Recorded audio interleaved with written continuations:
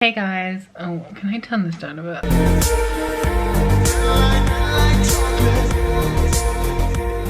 Hey guys, so it's Wednesday and I'm only just starting this vlog. I have to admit I haven't started it because there is not a lot going on with me. I do not have a lot to tell you at all. I am still reading Stronger, Faster and More Beautiful by Arwen Ellis Dayton. I do actually intend to go to bed now. It's like 11:30 and finish this up. I'm on page 324 of 375, so I should be able to get that done. You know, I was actually going to say to you then, I was going to say I haven't been reading, but that is not true because I believe it was last night I opened A Court of Mist and Fury and I read a random 100 pages near the end of the book. So I've read quite a bit, just not in the books that I should be reading. I'm still in a little bit of a slump from finishing Crescent City. That was emotional. That was a lot, and Gavin is reading it now, which is just making me want to reread it. And I have this habit of fixating on things. At the minute it's Crescent City, but I know at the end of last week's vlog I did say that I had the same feelings with Crescent City that I did when I read Twilight when I was like 13. I've read Twilight 15 times and I read that in a 3-year period because I just kept rereading it over and over and over again, and I'm trying not to do that with Crescent City, so I'm just trying to kind of push through it. I am going to end up rereading that soon. I want to finish my Bookopoly TBR, and I actually picked up a adult Hades and Persephone retelling this morning that I think looks pretty cool. So if I can finish out my Bookopoly TBR, then I think I'm going to read something like that and try and ease off on the Crescent City stuff, because man, it's rough, and I'm still pretty fixated on that right now because just it got me real deep in the feels, and that doesn't happen too often. I have to film tomorrow because I have a video that has to go up on Sunday that I should have filmed today, but I got a little bit distracted because I'm actually working on a really fun collab with a couple of people. So my plan for the evening was to pack up some candle orders and then film and edit that video and get that done. I got home from work at around 3, I think. It's now 11:30. I've only packed the candle orders and I haven't even done that many, just because I'm so immersed in this collab right now. I had the idea, and I'm one of those people, if I don't run with something when it's in my mind, then it doesn't get done. So I've planned all of that out, and there's a couple of people who will be joining me in this collab. Obviously it's a collab. We're all really excited. It's going to be really fun, but it's going to kill me now because, as I just said, I like to kind of run with things when they're on my mind, and we can't really begin putting this together for another couple of weeks. I've started the planning stage. I've done like a big chunk of planning today. I need to do some more planning at some point, get things laid out a little bit more, and then there's a little bit of prep work that I can be doing before it comes to making the bulk of the video. But it's really exciting and I think you guys are gonna really love it. It is gonna take a while to put together though. Like, it's gonna be at least 2 weeks before we start on the bulk of it, and then it's gonna take some time in editing as well. But I have a vision, and if it pulls together the way it is in my head right now, or anything, like, it's not gonna be like real good, but if it pulls together anything like what's in my head, it's gonna be pretty damn epic, and I think you're gonna love it. So that's pretty much what's consumed my day. I can't believe it's 11:30.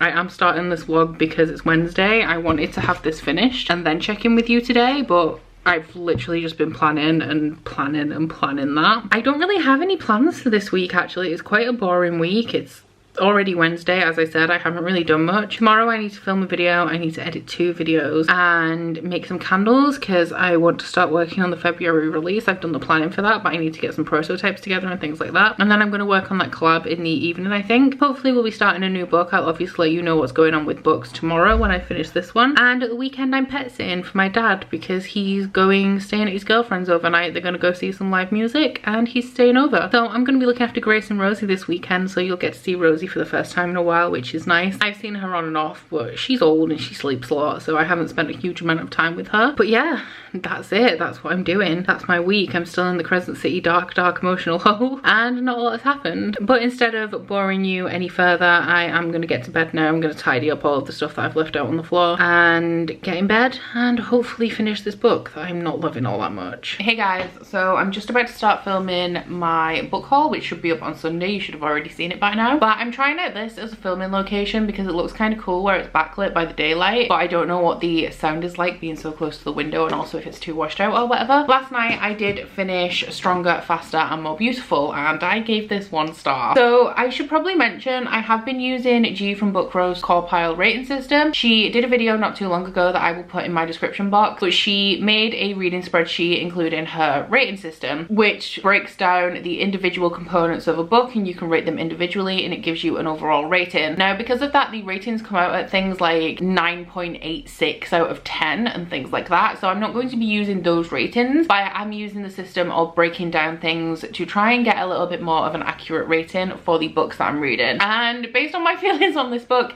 it did come out at 1 star. I feel like if I was rating it by myself, just picking a number out of the air based on my feelings, it would have been a 2, but this was a 1-star book for me and I did not enjoy it. So this is a young adult sci-fi book that follows 6 individuals at different times in our future and is pretty much a hypothetical look at how genetic modifications and things similar to that may change humanity in the future. Now this is broken down into 6 almost short stories where we follow a different character who is a recipient or a victim of certain genetic engineering.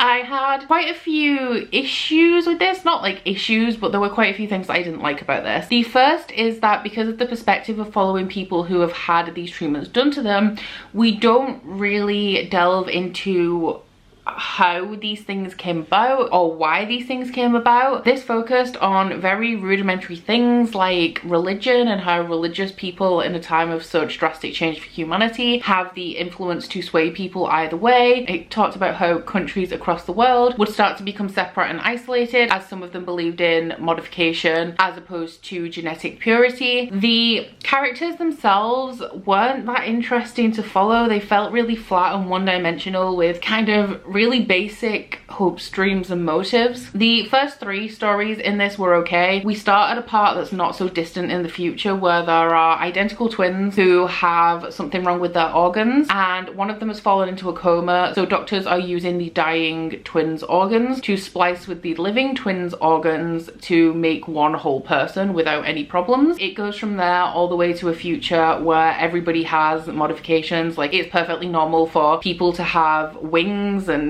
multiple limbs and things like that. I just felt like I would have appreciated this more if it felt more scientific, felt like this author had done some research into how genetic modification could realistically evolve, because this did not feel realistic in any way, shape or form. The book that I finished before Crescent City was To Be Taught If Fortunate by Becky Chambers, which does talk about genetic modification but does it in a very realistic way where scientists have been working on ways to adapt the human body to better survive in environments on different planets to aid space exploration. This was just what crazy things might humans do if they have the ability to change themselves in every way. I didn't feel like the links between them were very well done. They didn't feel clever at all, to be honest. They're pretty much all linked together by this one guy who starts off in the very first story as a preacher who's preaching against modification, and they're all linked together by this one guy. So cannot wait to take that back to the library. I really can't. I did not like that book. So this morning I did start Will My Cat Eat My Eyeballs by Caitlin Doughty. Now I did mention yesterday I'm still in a little bit of a slump from Crescent City, but this is perfectly fine. This is a non-fiction by a YouTuber and a mortician called Caitlin Doughty, obviously, whose YouTube channel is Ask a Mortician. I will link her down below. I love her channel. Caitlin advocates death positivity, and the theory, it works pretty well, to be fair. Like, I feel a lot more comfortable about death just watching her channel. But she goes into everything about death, like burials, the scientific process of embalming, the way that cremation happens. She also looks into historical grieving and funeral practices. She's written 2 more books before this. I have read both of them. One of them is a memoir that recounts her personal experience starting out in the industry, and in the other one she travelled the world and learned about other cultures' practices surrounding death and grieving and things like that, including the Day of the Dead in Mexico. This one is a collection of 35 questions that she has been asked by children, such as will the cat eat my eyeballs, and her responses to that going into science if needed, philosophy, morals, legal ramifications and things like that. I'm currently on page 30 of this. My next question is, can I preserve my dead body in amber like a prehistoric insect? It should be pretty interesting. This is non-fiction, so there's not too much to say about it. It is just her answers to all of the questions that she was asked by children. But I am enjoying it so far. It's very much written with Caitlin's voice and she is hilarious. So I started this when I was drinking my coffee and I will continue at some point later in the day. So reading wise, that is all I've got going on. I'm going to film my book haul now and then I need to go to the post office and drop off those parcels. After that, I'll probably be doing some editing and later on I'll be working on that collab that I talked about yesterday. Pretty bland day. This is kind of a nothing week for me. I actually can't believe it's Thursday because if you ask me what I've done for the last 3 days, I could not tell you one notable thing that I have actually accomplished this week. Hey guys, I'm just checking in to say that last night I finished Will My Cat Eat My Eyeballs by Caitlin Doughty. I gave this 4 stars. Rating non-fiction's hard.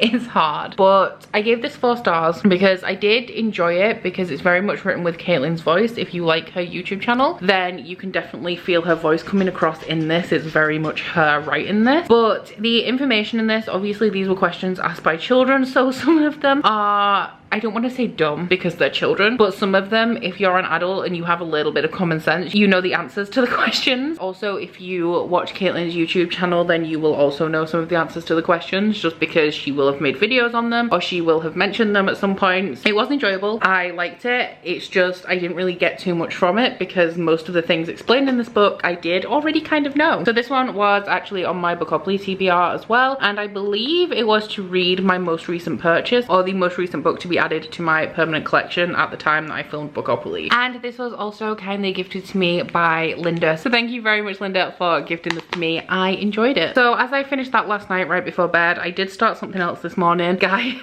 I finally started Obsidio by J. Kristoff and Amy Kaufman. This is the first book in the Illuminate files, which is a young adult sci-fi series. Each book follows different characters, but the plot of the first book in this series is that we follow Katie and Ezra, who are teenagers who have just broken up when their planet is attacked by this giant corporation. They manage to escape onto a survival fleet, but they are heavily damaged, and one of the ships that attacked their planet is following them through space, and as the survivor fleet is damaged, it is moving at a slower pace than the pursuing enemy ship. So that's kind of the start of the story. The second book follows Nick and Hannah, who are my favorite characters so far. They are stationed on Jump Station Heimdall, which is the place that Katie and Ezra with the survivor fleet are trying to reach in the first book. And then in this third book, we are following Asher and Reese, and they seem to have an interesting dynamic. They are actually on Carenza, which is the planet that was attacked in the first book. We're kind of seeing what is going on there since the attack. Asher is a pharmacy intern who's kind of doubling as like a nurse and a mortician and all this stuff in the wake of the attack. And Reese is actually a soldier, or I believe he's a technician for the company that attacked. So we're gonna have an interesting dynamic with those two because I'm only 50 pages into this, but I have found out that they did actually previously know each other and had a bit of a romance because of the things that Asher got caught up in while they were having that romance, and also the things that Reese got caught up in. She was sent to live with her cousin on Carenza and he was sent to military school, and that is how they've ended up where they are. This one is also on my Bookopoly TBR. It is to read a science fiction. I'm listening to the audiobook at the same time as reading along with this. You guys probably know this book is told in mixed media. That was a great page to randomly turn to show the mixed media aspect, but the audiobook does have a full cast recording with sound effects and music and everything. So I like to both read the book physically and listen at the same time because then you get the best of both worlds, and it's like listening to a podcast, like a drama podcast. So if you are yet to read this series, I would highly recommend going that route if you can get hold of the audiobook. So it's like 4 p.m. now. I'm just about to start making some candles. I've just had to order some stock as well. I have Grace, I don't know where Grace has gone, but Grace and Rosie are here. I'm pet sitting them. Rosie, I'll see if I can get any shots of her for you guys because you haven't seen her in the longest time, but I think I'm gonna have some bad news about Rosie coming soon. She's 12 this year. How old am I? I'm 27 this year, so she's 13. She's just turned 13, and the life expectancy for meerkats is around 14 years. She hasn't been well for quite some time, and when I picked her up today, my dad said she hadn't got out of bed yet, so she's currently still in bed. When I went to my dad's to collect them, she did get up very briefly, but I had to put her back in her case to transport her. So I've opened the door on that, but she is still in there. My dad says she doesn't get up very much anymore, and when she got up when I was there, she's very stiff because she sleeps so much that all her limbs kind of go dead. She has to get them back. So yeah, I don't think she's gonna live too much longer, which it's really sad. And I know you guys are probably thinking like, wow, you're dealing with this well, but she's old and she's been ill for a long time. To be fair, we've thought many times that she wouldn't be with us in the next week and she's still here like years later. But yeah, she's an old lady. She's looking like bedraggled and old and stuff as well. She doesn't look great. But I will try and get a couple of shots of her for you guys because I know how much you love little old Rosie. Me too, poor little old lady. So I'm gonna go and I'm gonna make some candles, then I'll make some dinner. And I don't think I have much else to do because I've edited everything I need to. The next video I need to edit to go up is this vlog. And I have nothing to film because the next video I will be filming is Bookopoly and there's still 6 days left of the month. So there's no point me doing it yet. We touch, we break, make it seem like we feel the same. We love what we hate. We lie, but we know we can't water what doesn't grow. Give up, let it go. But we fell apart just in time. At least it was worth the try.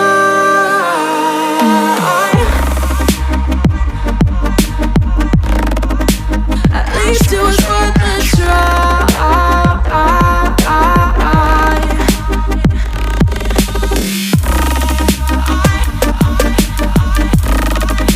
At least it was worth the try.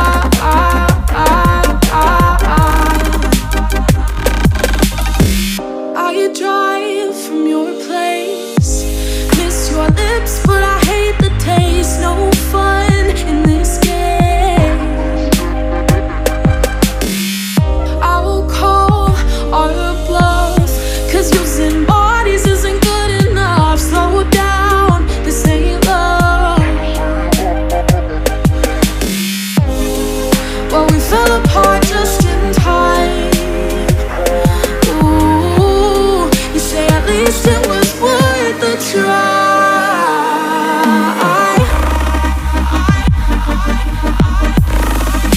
At least it was worth the try.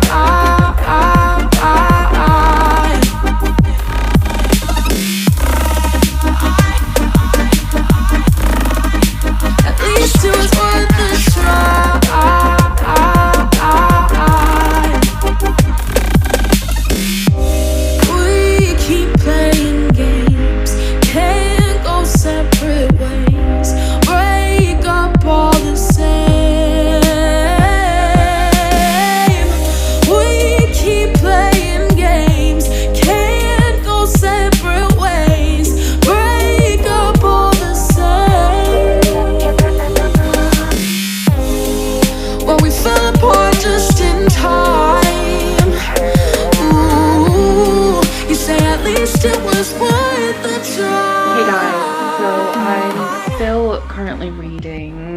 Obsidio by Che Christoph and Amy Kaufman. Don't mind this, it's a reading light I got in the Illumicrate, and Curtis is watching Star Wars and he wants the lights off, so I've been using my reading light. I've just got to a point in this, I'm on page 278 and I've just got to a point that's kind of emotional. I teared up a little bit, but I feel like it's the first big thing that's happened in the book so far. I am enjoying this. I don't know if I'm enjoying it as much as the first two. I like the audiobook, but what I've noticed, like the further you get to the end of these books and also later in the series, there are a lot of these sections that look like, I'll see if I can find, well, I clearly can, that look like this, and they are surveillance footage transcripts. Now, I don't really like those sections, so it is kind of bugging me a little bit that we are just continually getting more and more of them as the book progresses and as the series has progressed. And the reason that I don't actually like those sections very much is because in the audiobook they are narrated by a guy with a really annoying voice. He's British, but he sounds like a BBC Newsround presenter. If you're from the UK, you may be familiar with the type of accent I'm talking about. But at the beginning of this book, I think that I may have found out the identity of the person who's actually transcribing those. So now I'm even more annoyed because I like the voice of the character that is actually transcribing these, but I'm imagining it's for suspense, that it's not that voice actor's voice used, because then you'll obviously know all through the series like what character it is. The thing that bugs me about those is that they tend to narrate moments of high action, because all of this is in data files. If something's happening and two characters aren't talking via IM or email or something like that, then it's told in surveillance footage so that it can be an action scene and the camera's recording them and those are being transcribed. It's because of the format of the book essentially. But because those moments are high action or high romance sometimes, and I don't like the voice of the narrator, it's really irritating, and it's even annoying me more in this book, because the thing that bugs me the most about those scenes is that the dialogue is not in the voices of the characters that actually voice the characters, if that makes sense. So if it's, say, Nick and Hannah don't do the voice for the dialogue. It's the guy with the annoying voice that I don't like who does them. Now, we have also introduced a second narrator in here, so there's an Australian woman who's also doing some of the surveillance footage, but it's just really bugging me that the characters don't do their own dialogue in these sections, because if it's a moment of high romance, I'm being put off by the fact that it's just one actor, and these actors, they don't have the best voices. It's not necessarily the voices, it's just kind of flat for the delivery. I would much prefer if the characters were actually voicing their own dialogue. It's ruining those moments for me. So I am enjoying the book. I mean, that's not really a fault of the book, it's more a fault of the audiobook, but this audiobook and the audiobook for all of this series is spectacular. Ooh. The Mac just turned on because I put my book down on a key. Compared to how audiobooks normally are, like, these are spectacular, so I can't really complain about them too much. It's niggling at me a little bit. Oh, one thing that I was getting onto is that it's annoying me because for some of the characters in this book only, the people who normally voice those characters are actually narrating the dialogue voices, but not for a lot of the main characters, like not for Katie or Ezra or Nick or Hannah. And it's even more frustrating because you have the big black section, which is normally Aiden. If it's an Aiden section and somebody else has dialogue in that section, if somebody's talking to Aiden, then that person, that voice actor, voices that character. So why can't it be like that throughout the whole book? It's like a really niggly thing, but I wanted to rant about it because it gets on my nerves. I'm not sure if it's because I am British that I really don't like that guy's voice, the one who does most of them throughout the series. You'll have to let me know if you're from the US whether you hate that guy as much as I do. It's one of those things, like, I'm much more sensitive to UK accents than I am from any other place over the world because I'm so familiar with them. Like, I don't generally like UK narrated audiobooks, especially if they have a southern accent, because I don't like it. I don't like it very much at all. So as I'm not going to finish Obsidio tonight, I think that this may as well be the end of this week's vlog. I mean, nothing else is going to be happening. It's 10 PM now. So hopefully next week I will be able to finish this. I mean, I'm pretty sure I'm going to finish this next week. And then I have one more book on my Bookopoly TBR, but we are approaching the time for a brand new Bookopoly TBR anyway. So it's not really like I achieved much aside from completing the TBR. So overall, I think we've had an okay week. It's been a weird week, actually. I feel like the time's gone really fast. Not a lot has happened. So yeah, it's been a pretty dull week, but I hope you have enjoyed the vlog regardless if you've made it this far. If you have, please don't forget to like this vlog if you liked it and subscribe if you want to, and I will catch you guys next week. Bye. Oh, you bite your friend like chocolate. You say you'll go where nobody knows, with guns hidden under our petticoats. We're never gonna quit it, no, we're never gonna quit it, no.